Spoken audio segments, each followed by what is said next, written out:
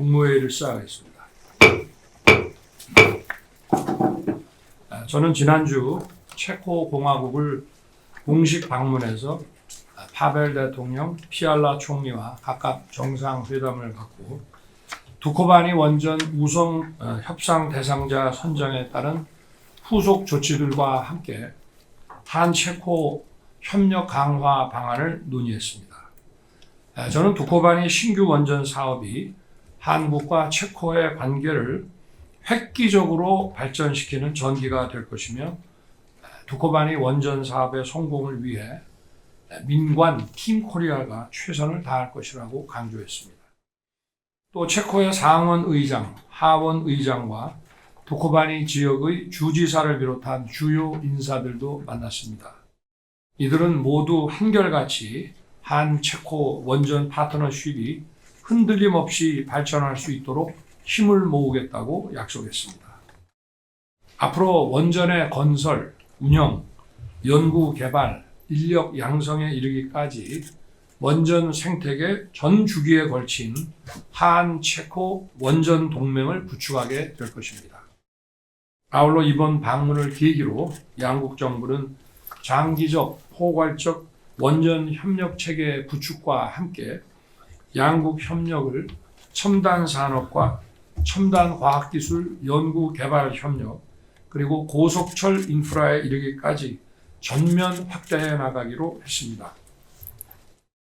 이러한 한-체코 관계의 미래 비전을 담은 공동 성명을 발표했고 2027년까지 이를 구체적으로 이행해 나가기 위한 액션 플랜도 함께 채택했습니다.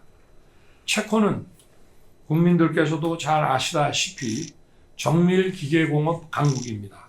그리고 자유, 인권, 법치의 가치를 공유하는 중요한 우방국입니다.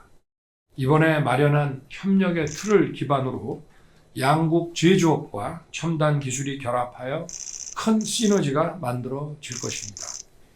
각 부처는 이번 체코 방문을 계기로 정부 부처 사이에 맺어진 협력 약정과 후속 조치들을 충실하게 이행해서 국민들께서 체감하는 성과가 도출되도록 해주기 바랍니다. 정쟁은 국경선에서 멈춰야 한다는 말이 있습니다. 국익 앞에 오로지 대한민국만 있을 뿐 여야가 따로 있을 수 없습니다.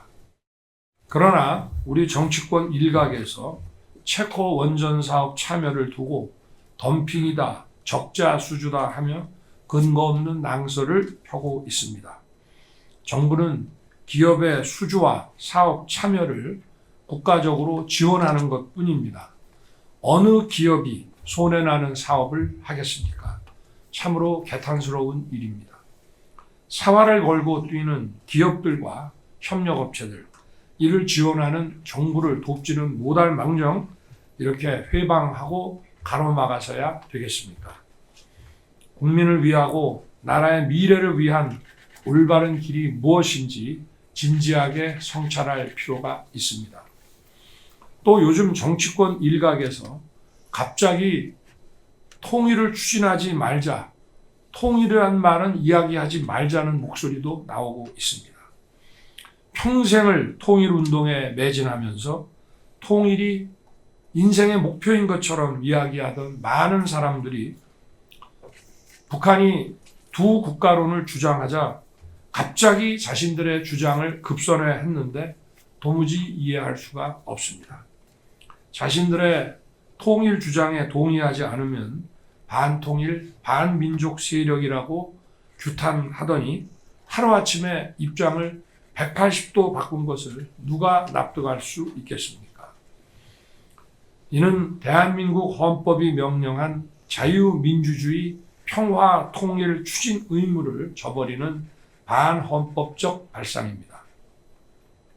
이들은 통일을 버리고 평화를 선택하자며 통일부도 없애자 대한민국의 헌법상 영토 조항과 평화 통일 추진 조항도 삭제하는 등 헌법을 개정하자는 주장까지 하고 있습니다.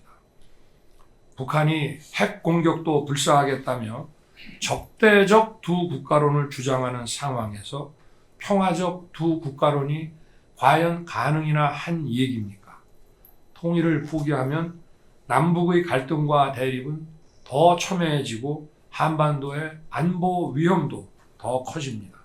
정부는 공허한 말과 수사가 아닌 강력한 힘과 원칙에 의한 진정한 평화를 구축할 것입니다.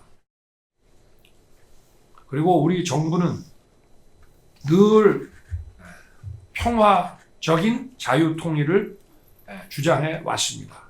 그리고 앞으로도 평화적인 자유통일을 추진해 나갈 것입니다.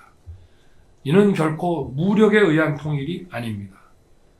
우리 정부는 한반도 구성원 모두가 행복한 자유통일에 다가가기 위해 한층 노력을 강화하겠습니다. 모든 개인의 자유와 인권이 존중되고 미래 세대에게 꿈과 희망을 안겨주는 통일 대한민국을 준비해 나가겠습니다. 중동 상황이 급박하게 전개되고 있습니다. 재외국민, 우리 기업, 파병부대, 외교 공간의 안전을 긴급하게 점검하고 경제와 물류에 미치는 영향을 분석해서 필요한 조치를 지체 없이 신속하게 취해주기 바랍니다. 지난 9월 11일부터 2주간 운영해온 추석 비상응급주간이 내일 종료됩니다. 걱정하는 목소리가 많았습니다마는 국민 여러분의 협조, 의료진의 헌신, 정부와 지자체의 선제적 대응이 모아져 큰 어려움 없이 연휴를 보낼 수 있었습니다. 지방자치단체는 지난 추석보다 2배 가까이 많은 지역의 병의원들이 당직 의료기관으로 참여하도록 이끌어냈고 자체 재원으로 응급실 운영을 지원하는 등 핵심적인 역할을 해주었습니다. 오늘 국무회의에서는 중앙과 지방의 비상진료체계 협력을 더욱 강화하기 위해 지자체의 재난관리기금을 비상진료에 사용할 수 있도록 특례를 신설합니다. 이를 통해 재난관리기금을 비상진료 의료기관과 의료 인력 지원 등에 사용할 수 있는 근거를 명확히 하고 지역의 의료 현장에서 필요로 하는 인적, 물적 자원을 신속히 지원할 수 있게 됩니다. 관계부처와 지자체는 가용한 자원을 총동원하고 협력을 더욱 단단히 해서 응급의료를 비롯한 비상진료 체계를 굳건하게 유지해 주기 바랍니다. 이번 추석 연휴에는 지난 추석이나 올해 설 명절보다 훨씬 많은 병의원이 문을 열었습니다. 국민들께서 응급실 대신 문을 연 동네 병의원을 먼저 찾아주시면서 응급실 경증 환자가 예년 추석에 비해 40% 가까이 감소했습니다. 1분 1초를 다투는 중증 응급 환자는 대형 병원 응급실에서 신속히 치료를 받고 비응급 경증 환자는 중소병원이나 동네 의원을 찾는 것이 바람직합니다. 그래야만 더 많은 생명을 살릴 수 있고 의료진의 과도한 부담을 덜어 의료 서비스의 질을 높일 수 있습니다. 성숙한 응급의료 이용 문화가 현장에서 뿌리 내릴 수 있도록 지속적으로 안내해 주기 바랍니다. 이번 연휴 기간 이송 지연과 응급실 뺑뺑이 사례들을 살펴보면 수지 접합, 조기 분만, 신생아, 심뇌혈관 환자들이 대부분입니다. 후속 진료를 담당한 필수 의료 전문의가 절대적으로 부족한데 그 근본 원인이 있습니다. 절대적인 전문의 부족 문제와 함께 중증 필수 의료 의사들에 대한 불공정한 보상, 과도한 사법 리스크가 해결되지 않으면서 필수 의료가 서서히 무너진 것입니다. 이것이 바로 우리 정부가 의료 개혁을 추진하는 이유입니다. 의료 개혁 없이는 국민의 생명과 건강을 지키는 지역 균형 필수 의료 체계를 재건할 수 없습니다. 정부는 의사 증원과 함께 의료 개혁을 흔들림 없이 추진하여 국민들이 언제 어디서든 걱정하지 않고 질 높은 의료 서비스를 받을 수 있도록 모든 힘을 쏟겠습니다. 지난 9월 19일 미국 연방공개시장위원회는 4년 6개월 만에 기준금리를 0.5%포인트 낮추기로 결정했습니다. 전 세계적인 인플레이션에 대응하기 위해 높은 금리를 유지했던 통화 정책이 전환점을 맞은 것으로 평가됩니다. 수년째 이어오던 고물가, 고금리 시대가 저물어가는 조짐이 보이는 것입니다. 이런 가운데 올해 우리 수출이 전년 대비 9.9% 증가하여 경제 성장을 이끌고 있습니다. 소비자 물가 상승률은 5개월 연속 2%대를 기록하고 있으며 특히 8월에는 2.0%로 3년 5개월 만에 가장 낮은 수준으로 내려왔습니다. 앞으로 글로벌 안보, 공급망 불안이 확대되지 않는다면 물가는 2%대의 안정적 흐름이 예상됩니다.